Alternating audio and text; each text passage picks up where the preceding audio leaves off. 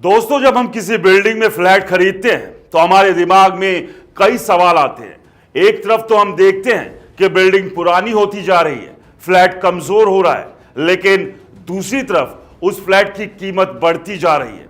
आखिर ऐसा क्यों होता है?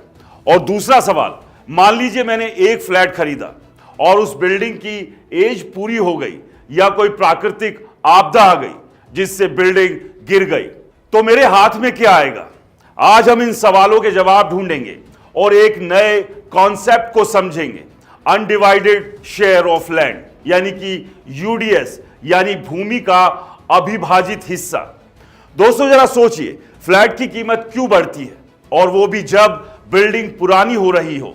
दरअसल दोस्तों, जब आप किसी सोसाइटी या बिल्डिंग में फ्लैट खरीदते हैं तो आप सिर्फ चार दीवारों और छत नहीं खरीदते हैं, बल्कि उस जमीन का भी एक हिस्सा आपके नाम होता है जिस पर वो बिल्डिंग बनी है। अब फ्लैट की कीमत दो चीजों से मिलकर बनती है। पहला, स्ट्रक्चर की कीमत, वो ढांचा जिसमें आप रहते हैं। जैसे जैसे समय बीतता है, बिल्डिंग पुरानी होती जाती है, दीवारों में दरारें आती है और स्ट्रक्चर की कीमत कम हो जाती है। इसे डेप्रिसिएशन कहते हैं।